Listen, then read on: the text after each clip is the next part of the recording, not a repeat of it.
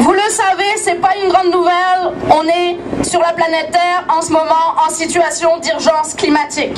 La science nous dicte, ni plus ni moins, de garder 80% des énergies fossiles connues dans le sol si on veut respecter notamment l'accord de Paris. Dans le cadre du G7, 6 des dirigeants actuels ont tous de très beaux discours, bien propres sur la façon d'y arriver. Trump, lui, c'est simple, s'en fiche totalement. Et face à son déni des changements climatiques, les chefs d'État ne peuvent se contenter d'être moins pires, de juste affirmer qu'ils ne sont pas Trump. Bien au contraire, ces chefs d'État doivent plus que jamais être ambitieux. Malheureusement, à l'heure actuelle, entre le discours et les actes, il y a un fossé. Les faits parlent d'eux-mêmes. Ici, au Canada, quelle est la crédibilité de Justin Trudeau pour faire la leçon à Trump et aux autres chefs d'État quand pour faire passer à tout prix le pipeline de la compagnie texane Kinder Morgan, 1. Il bafoue le droit des peuples autochtones qui s'opposent à ce projet. 2. Il bafoue le droit de la Colombie-Britannique à protéger ses côtes et son environnement. Et 3. Quand malgré ses belles promesses électorales d'arrêter les subventions aux énergies fossiles, qui, rappelons-le, sont quand même de 1,3 milliard par année, il nous sort de son chapeau la merveilleuse idée d'acheter, oui, acheter, pour 4,5 milliards avec notre argent, le vieux tuyau rouillé Trans Mountain. Et oui, mesdames et messieurs, vous êtes les heureux nouveaux propriétaires d'un bon vieux pipeline. Êtes-vous contents? Est-ce qu'on en veut?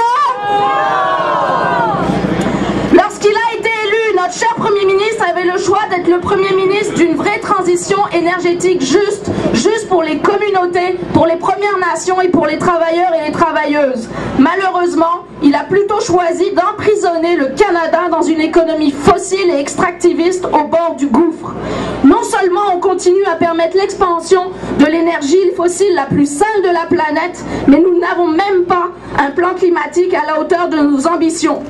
Nos cibles de réduction de GES à l'heure actuelle, rappelons-le, sont toujours celles édictées par le gouvernement Harper. Mais en plus, si basse soit-elle, le commissaire à l'environnement fédéral nous dit qu'on n'est même pas à la moitié du chemin pour y arriver.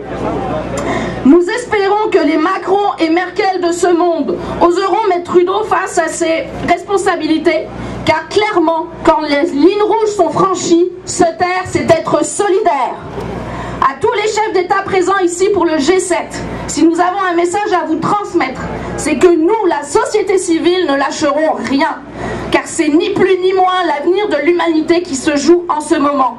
Et quand nous nous mobilisons, nous gagnons. Ici, au Québec, on a gagné le Suroît, on a gagné Rabaska, on a gagné Anticosti et évidemment, on a gagné Énergie Est. Et hier, malgré le fait que le gouvernement provincial persiste à ouvrir la porte à l'exploration et l'exploitation des énergies fossiles, nous avons, après tout de même 8 ans de combat, réussi à faire en sorte qu'il interdise la fracturation permettant l'exploitation des gaz de schiste. Il reste beaucoup de combats à mener, évidemment, et surtout forcer nos gouvernements à tourner une bonne fois pour toutes le dos aux énergies fossiles. Mais nous y arriverons, je vous le garantis. Et vous savez pourquoi?